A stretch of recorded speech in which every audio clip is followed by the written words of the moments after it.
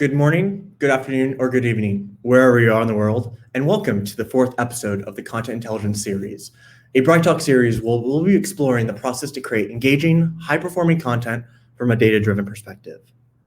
My name is Nick Markwith, and I've spent the past 9 years producing hundreds of virtual events, series, and online presentations with our clients to better connect with their audience through streaming content and build trust with their audience. Before we get started today, I want to remind you that we're live and interactive, and we want to hear for your questions and feedback. Please submit your questions through the player at any time, and we'll take throughout today's talk at the very end if we have time.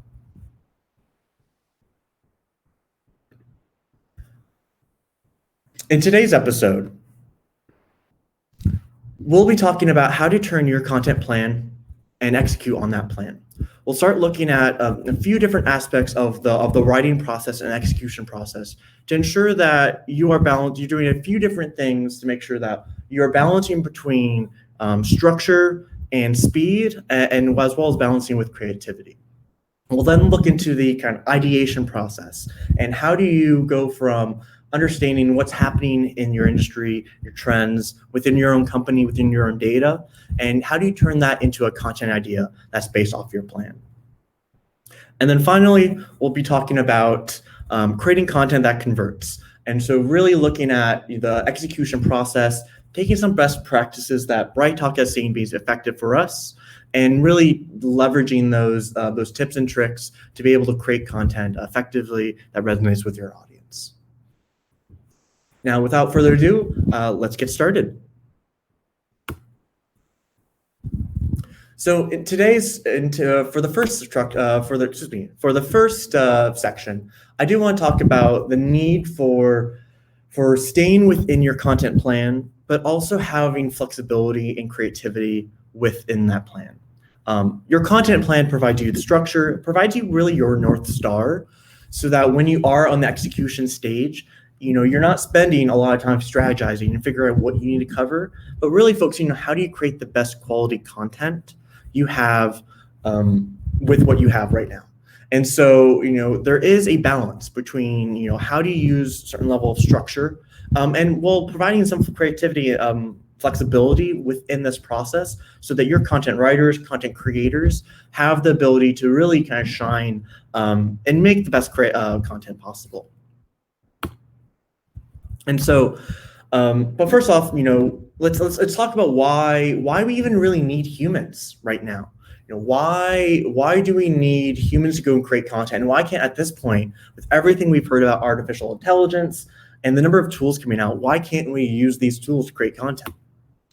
Well, automation does, and artificial intelligence, has a lot of benefits, and there's a lot of power there. But I want to tell you a story about a screenplay that was written by an artificial intelligence system. It was made actually into a film that was presented, or that was filmed. It's about a 10-minute video. It's actually in our attachments at the very bottom. That you can go and view it later. But what this screenplay, what we found is that within the film itself, each sentence itself was coherent. It made sense. But as you started looking at things across the entire screenplay, it actually was full of nonsense and didn't really make any sense.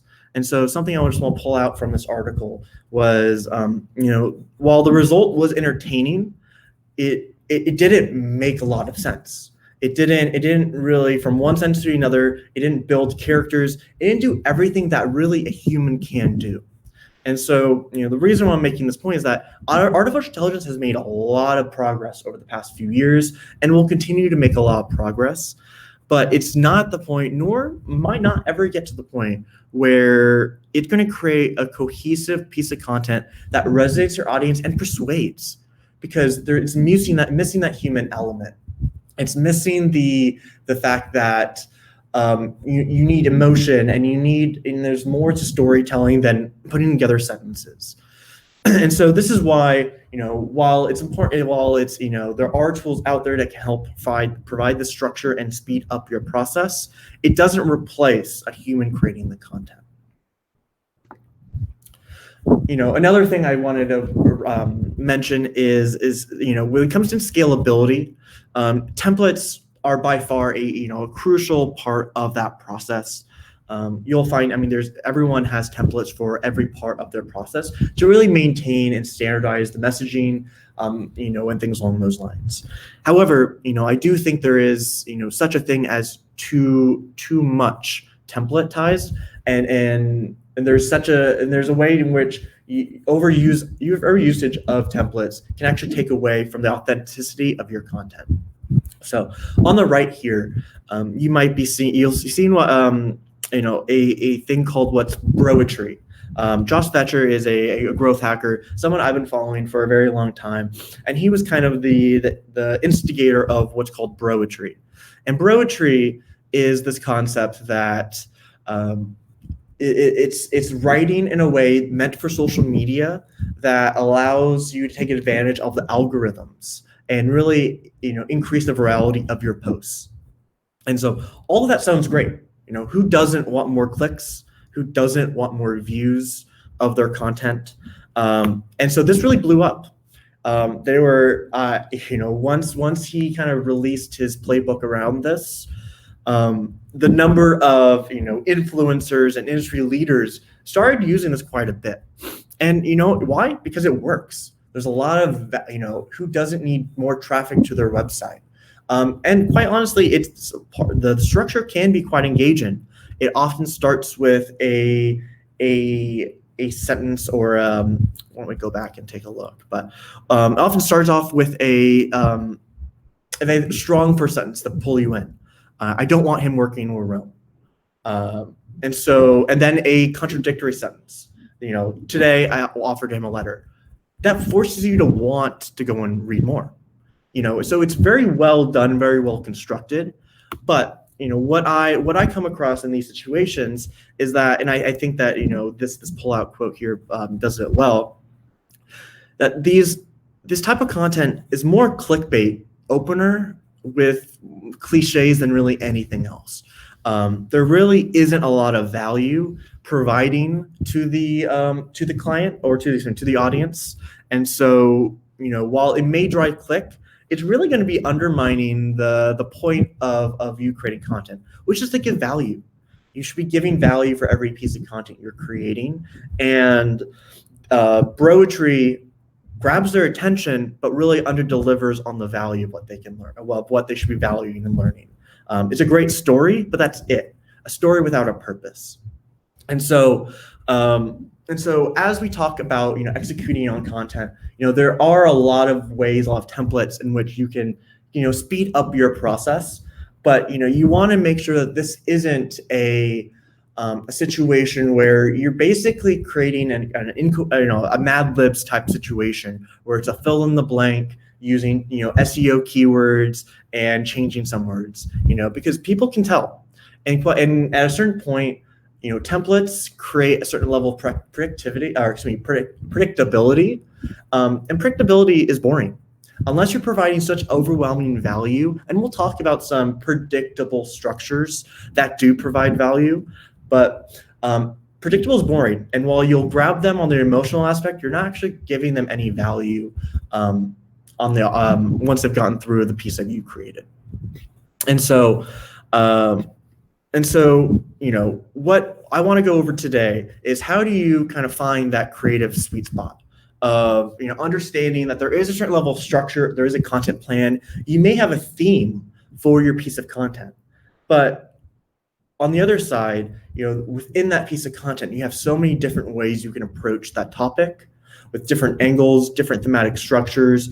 Really being able to craft a engaging piece of content that uses engaging leads, grabs their attention with headlines and titles, and has great imagery that really connects them to the topic at hand.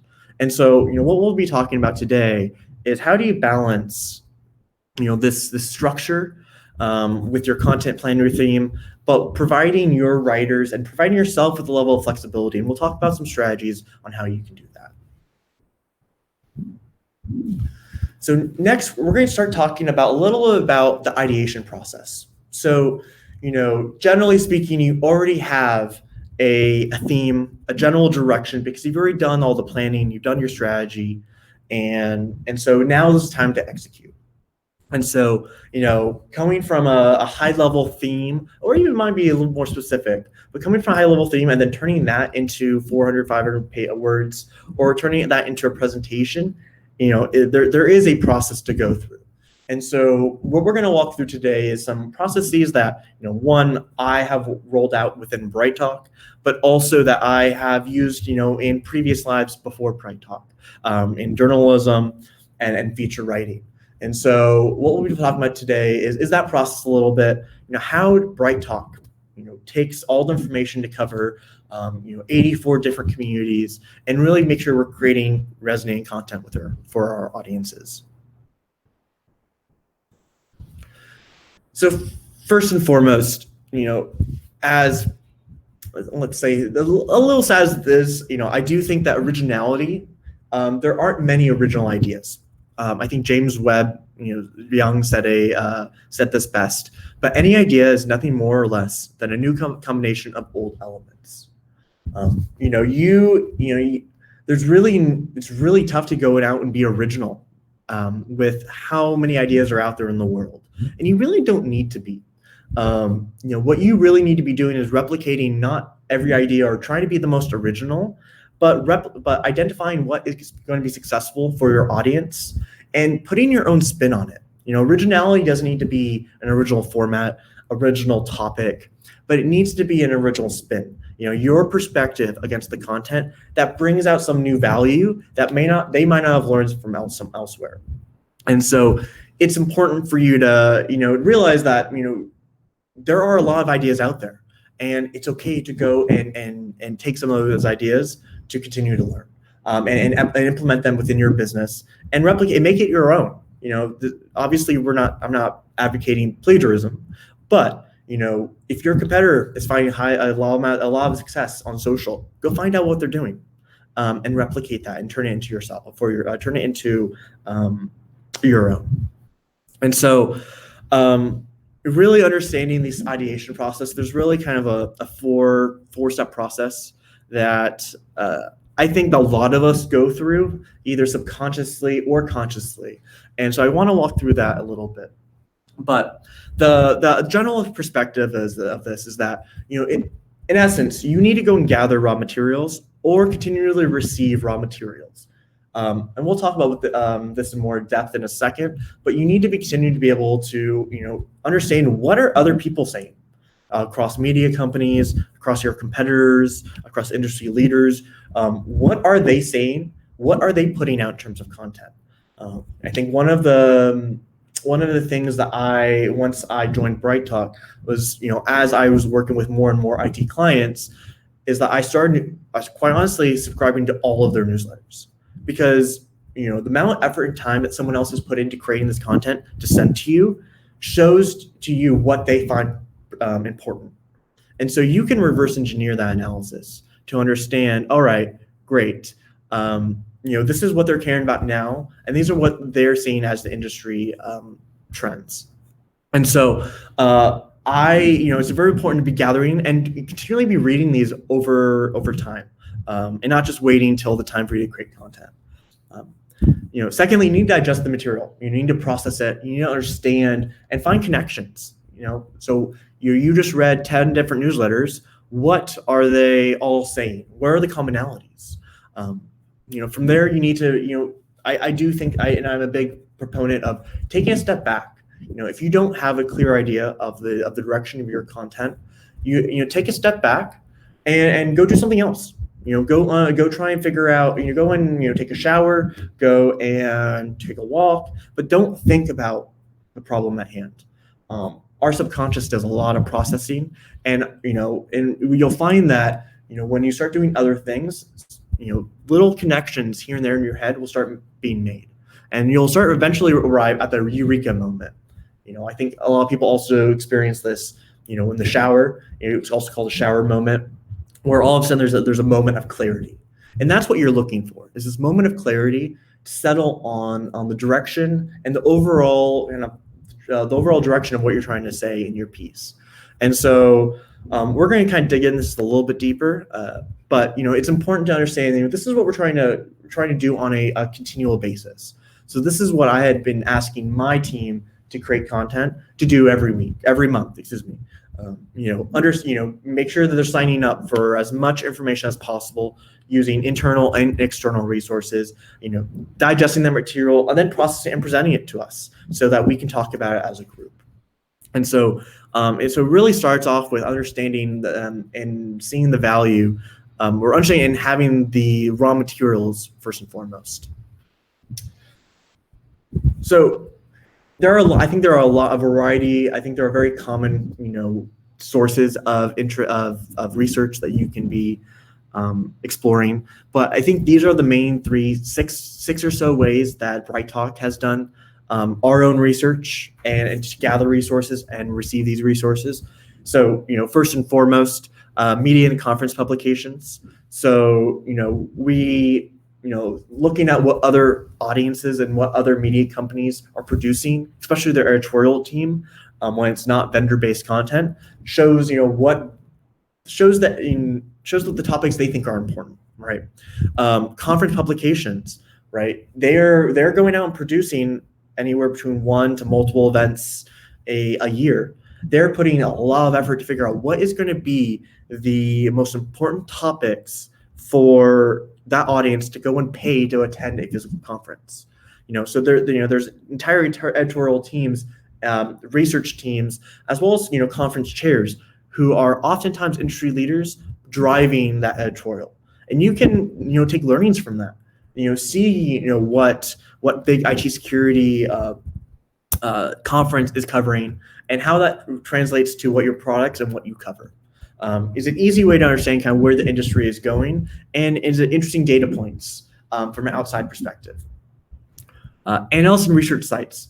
There are a number of research sites out there and analyst sites that, if you give them your contact information, they will give you access to their research. A lot of this research can be cutting edge. Some of it is, of course, it's vendor based, but a lot of it is independent research. And there are a lot of really interesting insights that you can go and take and then put your own spin on it. Understanding what are the trends within your community, and within your industry, within your community, within your product set, and leveraging that and putting your own perspective and your own opinion on it. Could be contradictory to the analyst firm. It could be in conjunction with, but taking that content and rehashing it to your own perspective and your own take is an easy way to understand what's happening, but also to create content. Industry leaders, through their social, with their blog, I think is another really big resource for us. BrightTALK has thousands of experts that we work with on a yearly basis, and we have the opportunity to talk to them. But in addition to that, we also follow their blogs.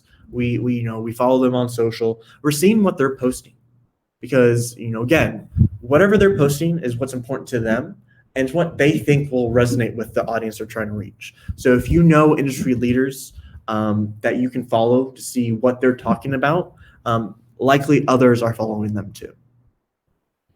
Of course, SEO and keyword research, right, should be a foundation of all content creation. Because you need to make sure that all content you put up on your site or any other site is optimized to be found. And so, ensuring that you have the long-term, mid-term, and short-tail keywords are important. And there's a lot of content out there. Keep going. Forums and QA sites. I actually follow a few different sites that cover technology as well as marketing. And what I find really valuable, one I use in particular a lot is Quora, is you're looking at what questions other people are asking, because these are the pain points of what they're facing. So Stack IQ, for example, is a great one that has a lot of different tech questions and tech problems, and you can see what people are upvoting. You can see what people are commenting on. You can there's really interesting ways in which you can take those types of questions and then answer them within your content. Make it immediately relevant, immediately solving their pain point, really great way to see, kind of get inside the minds, your audience's mind's head to understand what questions are they asking. And then finally, Google Alerts and news sites. There's a lot of breaking news out there, and some of it is relevant to to your industry. And so, within marketing itself, I would say, for BrightTALK, there isn't a lot of news that besides new regulations like privacy, data privacy, GDPR, that we can really create content around. But I think of an industry like IT security, where there is a breach that happens. A lot of attention in the news about it because no one likes breaches, no one wants a breach. And there's a lot of ways you can take that and put a spin on it in terms of your perspective. You can talk about the cost of a breach. You can talk about what happened from your perspective that you think could be solutions. There's some sensitivity around it, but ultimately you want to make sure that you're creating timely content, because timely content is highly relevant to your audience. And while it might not have really a long shelf life, it will have a lot of engagement very quickly. We have found that when we have put on discussion panels around breaches, including multiple different security vendors and security perspectives, we had a lot of interest because people want to know how can they avoid that same breach. And so that same thing you can use for different industries as well. I think finance is another one where financial markets in itself are constantly changing, and so the content you should be creating should be more timely based off that. And so there are a lot of different ways, but really depends for this one on your industry and if there are such things, if there is such thing as breaking news that you can tap into. And so and with this there are a few different ways in which you can process these resources or receive them. I use a variety of different ways. Lots of newsletters and email and notifications to my inbox. But I also use we also use a lot of different tools to aggregate all this data. So things like SEMrush, BuzzSumo, Feedly are all tools that help with SEO and keyword, to help with questions and forums and answers and engagement on social, that helps you identify the timeliness of relevant articles. And so, there are tools out there that help you, get to those insights quicker, but these are all different raw materials that you should be exploring, because these are all different, useful avenues. In addition, we didn't cover this a lot today, but internal data sources are also key. So understanding, from your own data, can you create content? Could you survey your customers and see, what trends they're, what is impacting them? What do they care about? And how can you take those insights and share it, right? Because that is unique to you. It's exclusive to you. No one else can do it. And that makes it really an original type of content. And so, again, I just want to wrap up on the ideation process with, you're using this to identify big ideas or small ideas. It can be for either. And but it's important that this is not a one-time process, but an ongoing process. And so, you want to make sure that you are spending the time to make sure you've gathered the resources and then process them. I tend to read everything that goes through my inbox if I think it's relevant to me, and I'll tag it to save it for later if I think I need to reference it down the road or I want to go look back at it.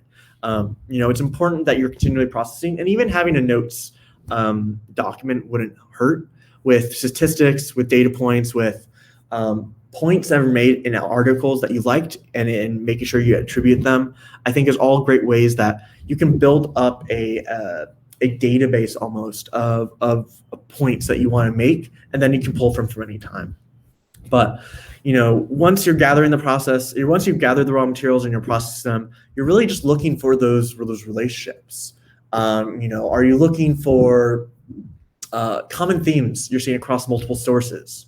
Are they covering a specific aspect of your industry more than they have before? take note of that. Do noteworthy thought leaders have an opinion on questions being asked? What are the answers coming out of that? How can you have those individuals work with you for that content? It could be an easy way to create content.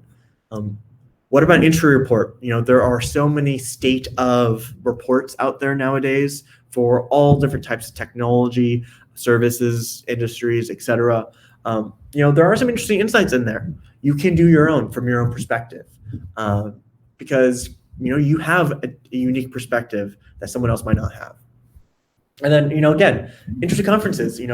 Are they presenting on topics that are relevant to you that you've seen in other newsletters or presentations or publications, right? So you're looking for those relationships as you're processing the data. But then the next step, like I said, is take a step back. Start unconscious processing everything that you've read, and let the eureka moment come to you. I do believe strongly in the shower principle, which is this idea that there are moments of inspiration that occur when you're distracted at the problem at hand. And so I'm sure many of you have experienced this. This can be used for big or small, and I find it very helpful to at least help me settle on where I'm going to go with the content and begin writing.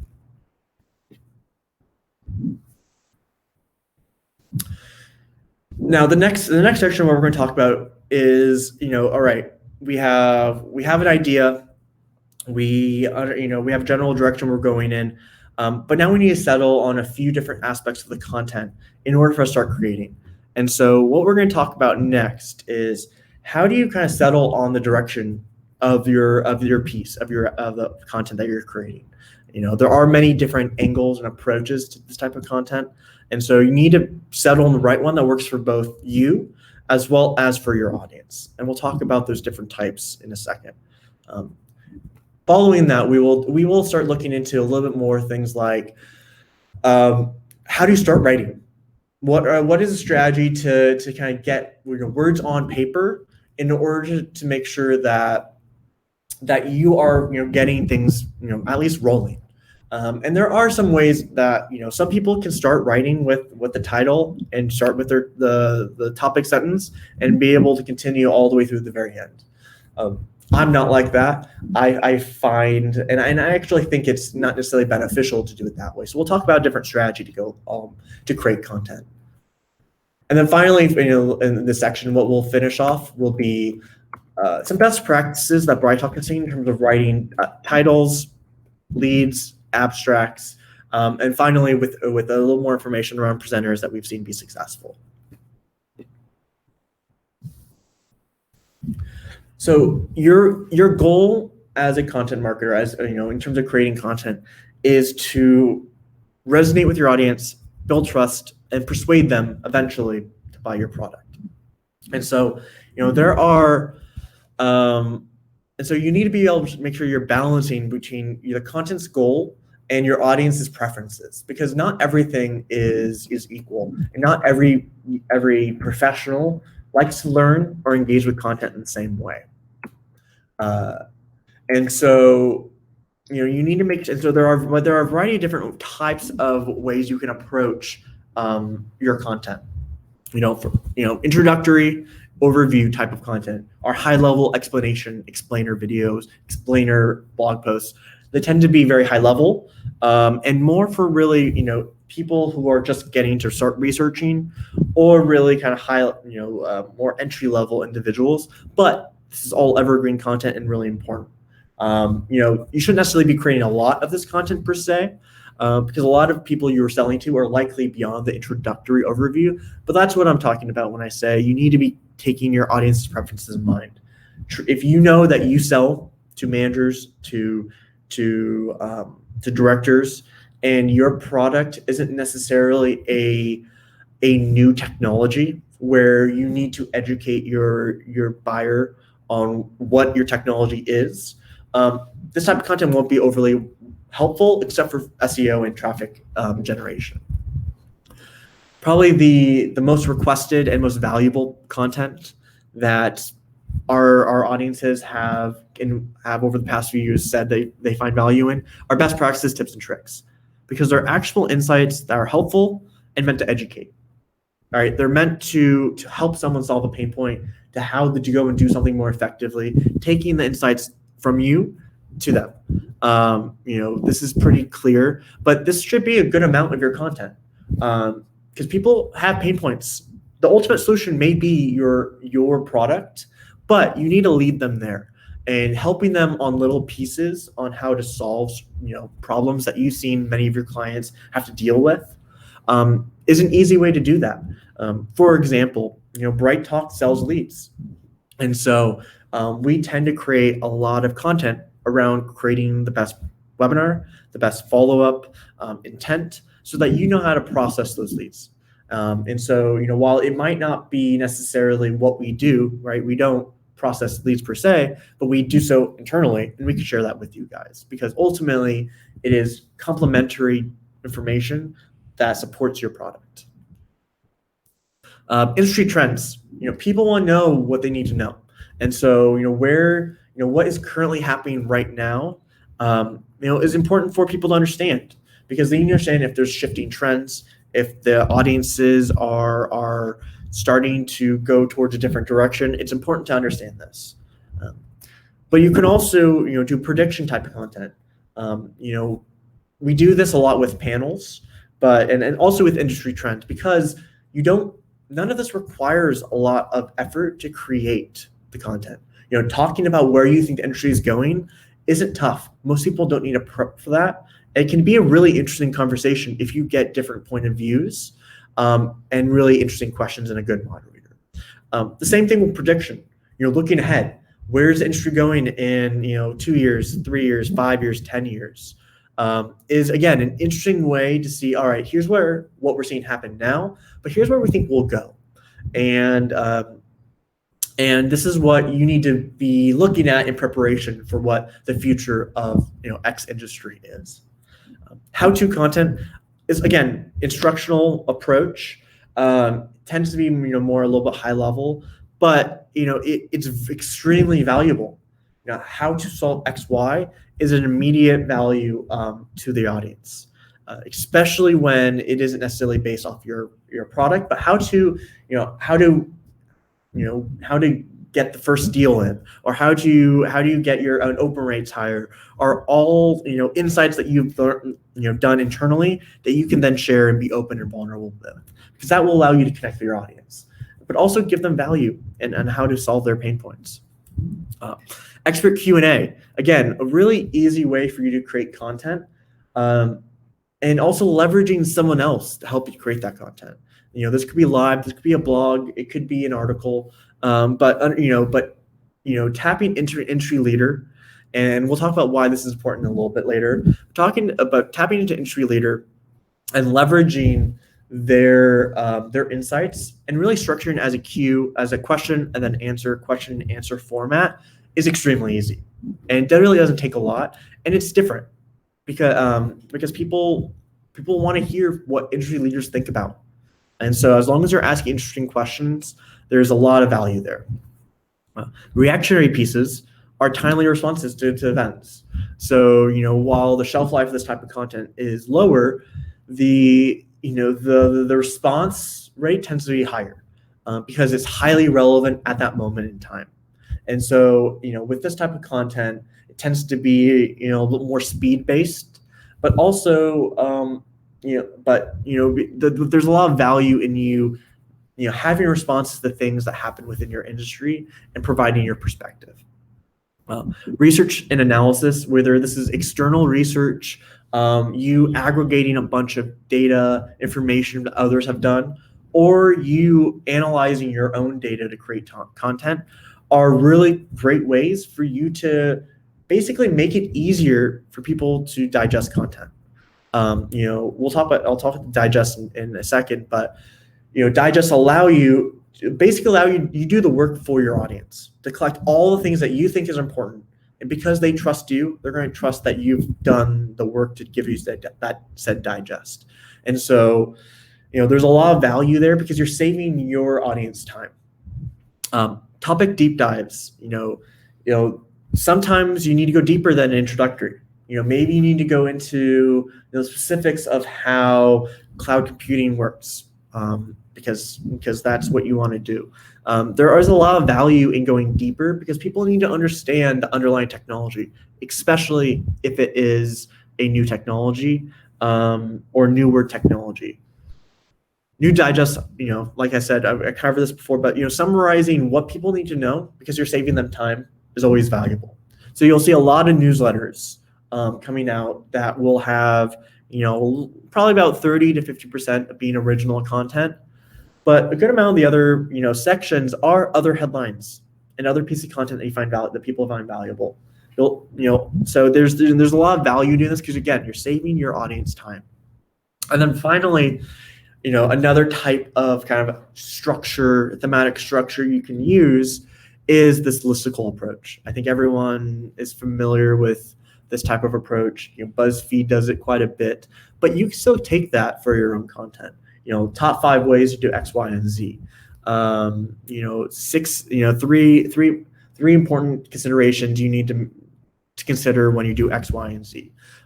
Because while the structure of this is predictable, hopefully the content itself is highly valuable, and that's what people are looking for. There is a benefit to having this level of structure because it makes it very clear in your audience's mind of what they're going to receive, especially in this form of a title or a headline. And so oftentimes we do recommend when people are creating webinars to use a listicle approach if they need to, because it provides an easy structure that everyone understands and maximizes the value in a concise way.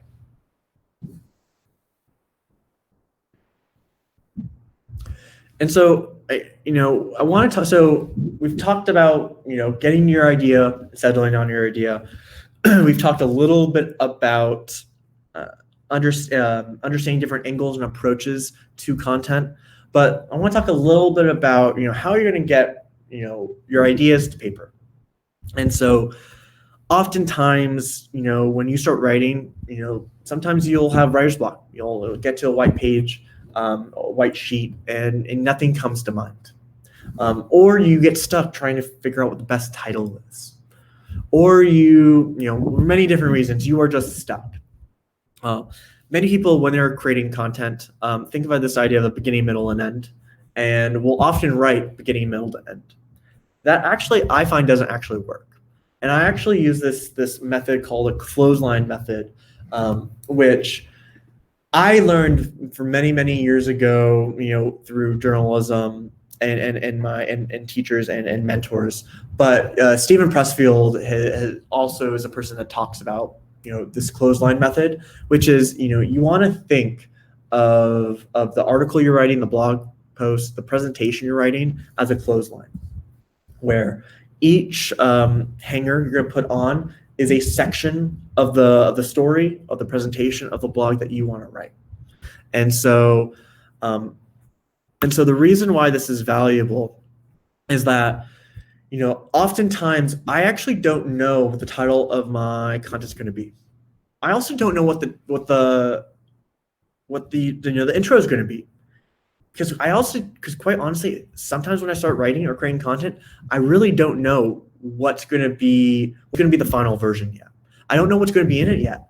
And so oftentimes how I have to go and start writing is that I go start writing and I start with any section in which I have kind of formulated most of my ideas, and I will just add a section. And so for example, for this presentation today, I actually started on the second section first, because I had most of that content done and thought out and planned out. And I also wasn't 100% sure of how I wanted to start the presentation. I wasn't sure how I wanted to end it yet, but I did know some of the main points I did want to cover. And so I wrote out the first section in the first few slides. And so I kept going at it, and I had another section and kept writing, trying to figure out again, all right, here's one point I want to make. How do these 2 points flow together? Because a lot of storytelling is not necessarily having a beginning, middle, and end, but having a flow to it that makes coherent sense that doesn't necessarily need to be in order, right? Think of it things like a variety of different movies out there that start with the end in mind and work backwards, right? Or telling starting with a story that might be in the middle because it's a really interesting part of the story that you know will grab their attention. Because the whole point of your title in the beginning part is to make it very clear what your audience is going to be reading about, learning about, but also grabbing their attention pretty dramatically. And so, especially for B2B type of content or B2B2C, we'll start off with the ROI, the results, right? Because that's what people are looking for. They're looking for results through their pain points. And so, oftentimes you'll see, see the beginning, the ending result be in the beginning. But you don't need to follow necessarily this order, because a good story has different parts to it that are cohesive within each part. So the beginning should be its own cohesive section where you can really quite honestly move it to the end, to the beginning, to the middle, second middle. A really common approach to kind of feature writing is taking, a big moment or a really interesting aspect that either challenges people's notions, is highly emotional, or just has something really interesting that you can then, again, grab their attention and then quickly go into the beginning of why you're talking about all of this. And so, again, I think about this as this clothesline where each hanger can really move to any part of the clothesline, depending on how I want it to flow. And a good piece of content has a beginning, middle, and end, but it's not necessarily in that order. And so it's really important for you to think about the order of your presentation. Not everything has to be chronological, but really making content that challenges people's perspectives. It isn't as predictable. Because if it's predictable and the value of what people want to get at the very end of your presentation, people are not going to read to the very end. And so you need to grab their attention, show the value, and slowly build up your story over the middle sections to get to the very end. And so I use this for almost every piece of content I create. I start with an outline that completely transforms and is no longer in the original format by the very end. And so, and I'll take pieces and take presentations, for example. I'll take presentation slides, sections, and move them quite often to see which section and which flow works best. Because you don't need to go through this chronological order.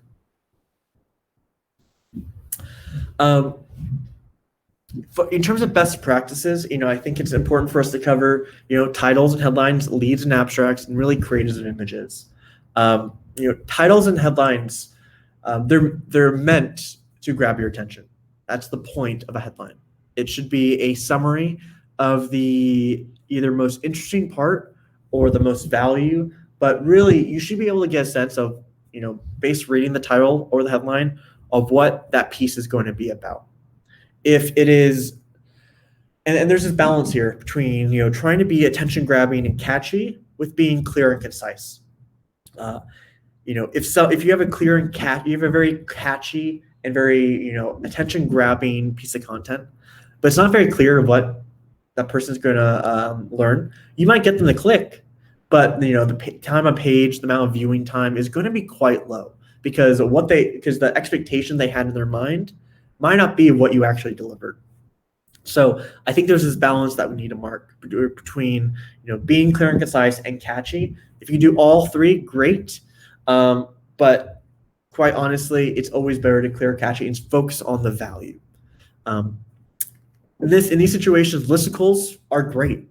I often, if clients are struggling to create content, I will often recommend using a listicle type of approach to easily structure the content easily, but also because there's a lot of value there. There's reasons why these are successful because there's a clear structure that set clear expectations to your audience. They know what they're going to get. If it's 3 points, if it's 5 points, they know that when they're in second point, there's one more point, and they understand kind of where things are going to end.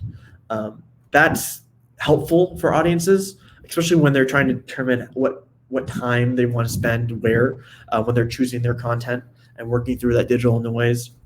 But you need to make sure that you're authentic more than you're clever. Leads and abstracts again are similar, but by slightly different. Leads are the typically first attention-grabbing opening that challenges a concept, shares a story, or some other method. Oftentimes, in some more feature writing, you'll see a lot of direct quotes that people use that are kind of out there, or you'll see stats that are used that kind of challenge the status quo and challenge your thinking, or you'll set up a kind of juxtaposition of different ideas that allow you to compare and contrast what could be similar ideas, but from your perspective are very different. And again, challenging kind of their thought process. There really isn't one way to go about doing this, but it's important that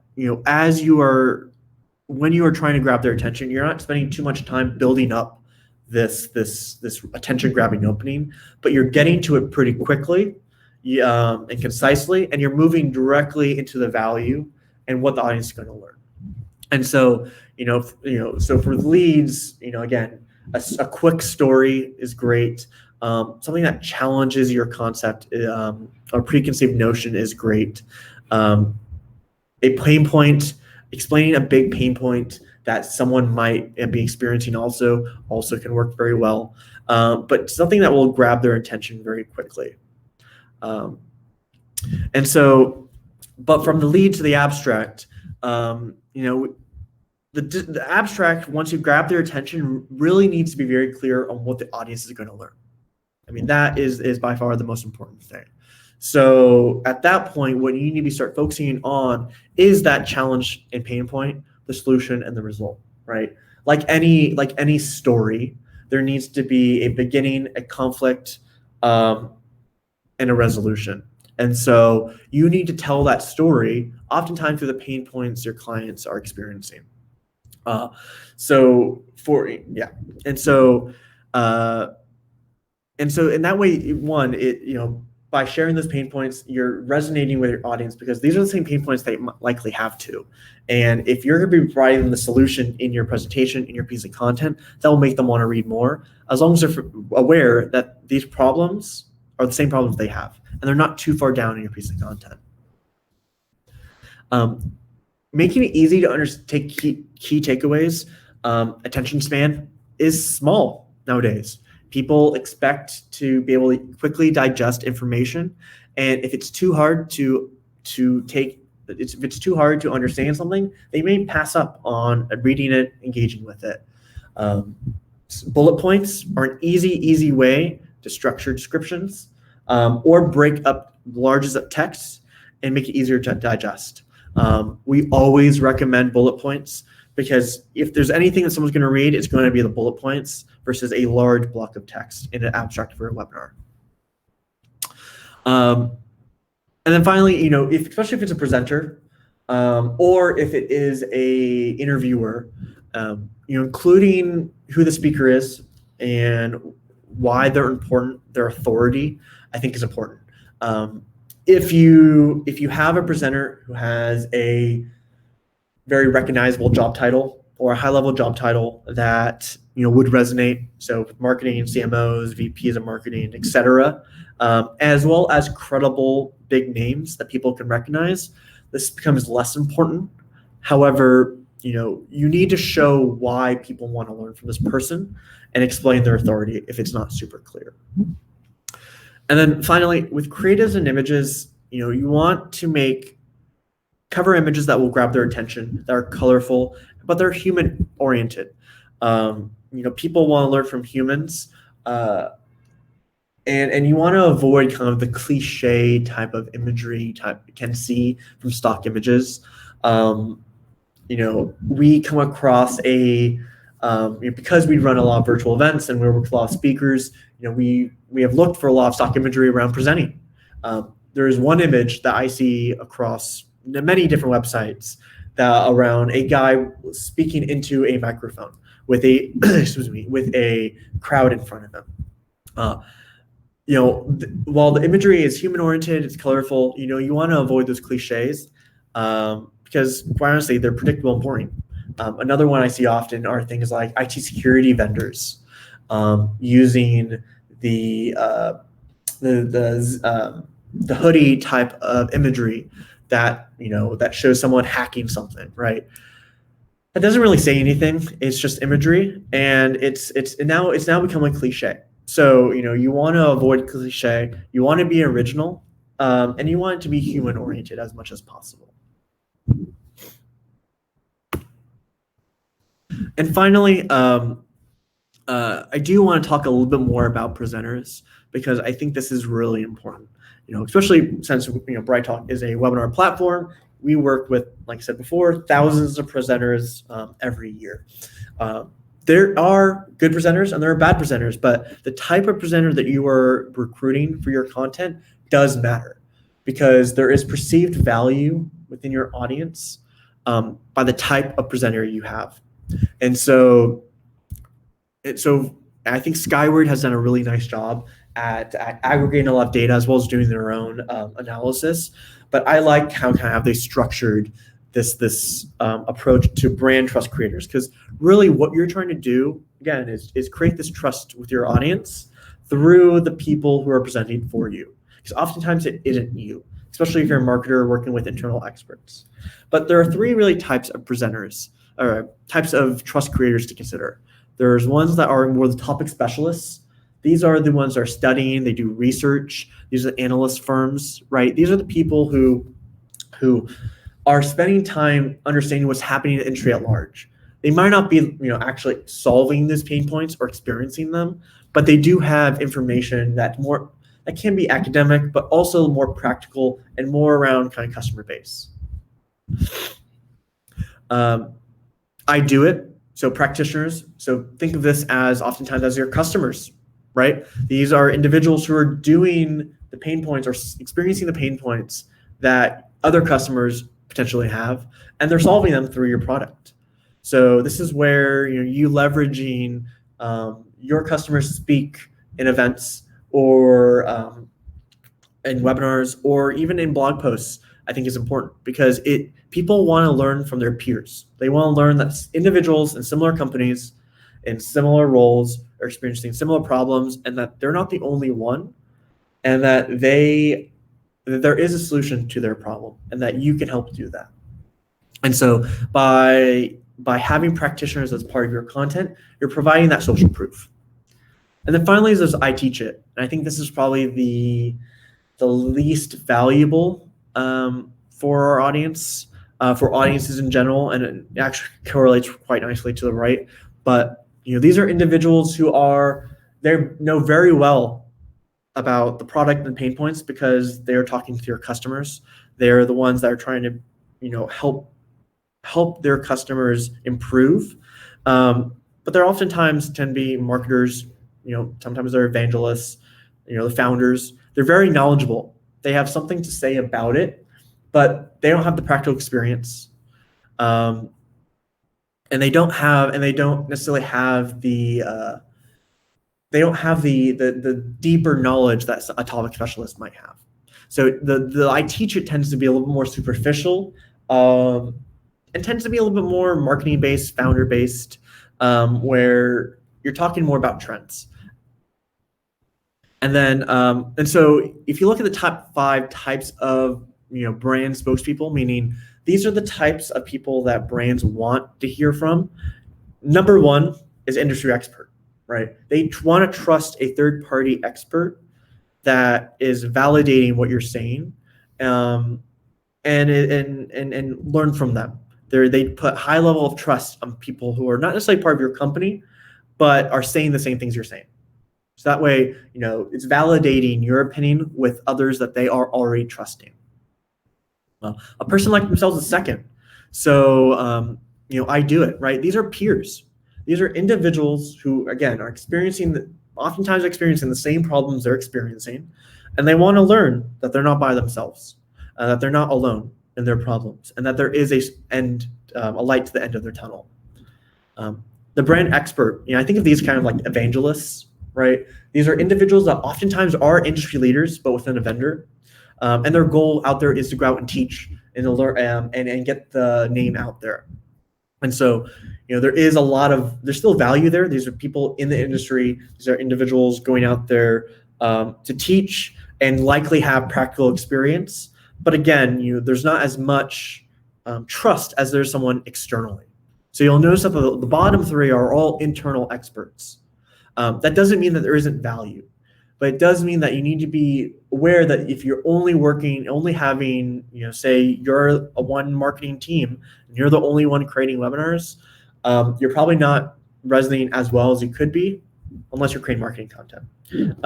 So it's important to realize that, brand experts, the founder, someone who started a company to solve a pain point has an interesting perspective, but it doesn't help them solve their problems. It's just an interesting perspective.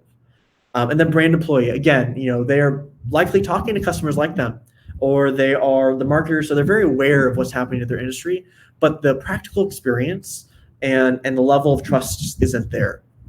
And so there is a question out there that I want to answer for this slide. So the question is, of all these brand trust creators, is there one in particular that you have seen to be most trusted? Yes, I have. So I think, while number one is industry expert, I actually find peers, customers, case studies are highly persuasive and tend to be really, in terms of the type of content that audience wants to see, it fits a lot of those different boxes. In a few weeks, we're going to have our 2021 benchmark report. And in that report, there's actually a lot of data supporting that, the type of content that professionals want to see. Within the top three, solution case studies was third. So again, people want to understand that they're not by themselves. And so seeing how others have solved their problems and then trying to replicate that is an easy way to get through these problems. So I'd say the ones that do it, the practitioners, tend to have the most practical experience that are applicable for the audience.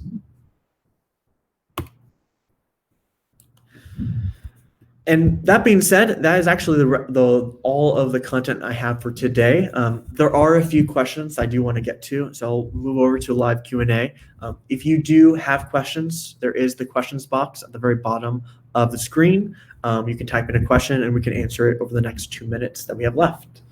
The next question I have here is, going back to the hanger method, how do we decide where to start our content?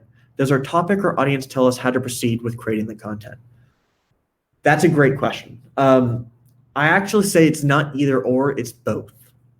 The reason being is that all great content should have what you want to say as the vendor overlapping with what the audience cares about, right? And that overlap is what you want to be creating on. But it has to be driven by your needs, right? So if I have to start a starting point, it's going to be, based off your content plan, your content strategy, what, you've done all this research to understand what the audience cares about already. Now it's, all right, what's the perspective you want to create that falls in line with these perspectives? And so oftentimes, if it really depends on how far along the strategy is. Are you creating the content from scratch and you have no topic, no direction? Then it's going to take a little bit more time, and you need to focus more on research and kind of get to, all right, what is going to be your thesis or main theme to get that you want to create? That's where you need to start first. Once you've done that, I like to use kind of a notes type document where I put all of my thoughts into a bullet point form, not fully fleshed out, but really everything there. And I'll start just then removing content until I get to the point where I have a concise piece of content that flows better than I thought it did. Because the goal here isn't to say everything you possibly can. It's to say everything as easily understood, as quick and as effectively as possible. So, and then the last question as we wrap up for today is, audiences are inundated with continual stream of content from multiple providers. Information overload and exhaustion are common. Whose content do they choose to read? How do you get audiences' attention initially and keep it? How do you continue drawing them in? So these are all great questions. There has been this theme over the past year, ever since COVID-19 hit, where obviously there's been an increase in email. There's been an increase in digital experiences and content, because that was the only avenue for marketers to reach their audiences. And so there's this thread that I've been hearing around, people are inundated. They are getting a lot of content, and there's this idea that there's fatigue out there. Actually, what BrightTALK just finished our user survey for the year, and again, this will be in the benchmarks a little bit later this month. But we actually find that while there is some additional fatigue, most people are not necessarily feeling a lot of the fatigue from content themselves, because in itself, they don't get tired when they're getting value from the content. So it's really about making sure that you are continuing creating this valuable content that provides a unique perspective, that's original, that just isn't adding to digital noise, that isn't just adding to the continual stream, but is actually breaking through that digital noise.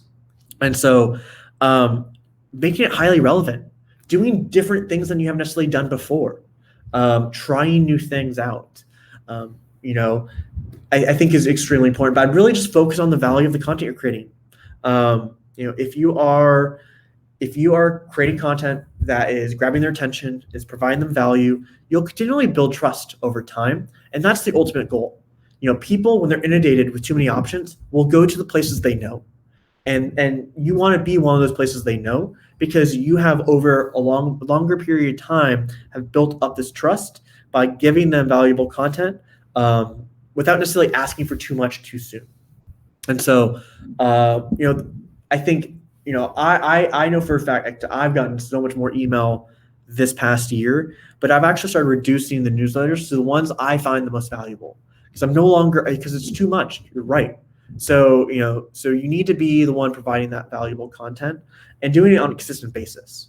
Because that's the promise you make when you create content to your audience, is that you are setting a steady cadence, and that's a promise. And when you don't break those promises, or when you break those promises, you lose that trust. So trust is very easy to. It's hard to build trust, but it's very easy to lose trust. All right. Well, that was all the time we have for today. I want to thank you all for joining today's session. I appreciate your time, and I hope you found valuable what we discussed today. If you did find value, please give me a rating and any feedback through the rating feature below in the player. And if you didn't find value, please also give feedback. Everything is read, and I want to make sure that we're continually providing you value so that you come back for more. Before we go, you can find some additional resources as well as the slides for this presentation in the attachments button in the bottom of your player. That should help you with your content planning, as well as a blueprint that we have in terms of creating content. Next time, we'll be doing a deep dive into BrightTALK's content analytics. We'll start looking at how you can start measuring the performance of your content and how you can take those metrics to optimize your content going forward. And with that, my name is Nick Markwith, and have a great day.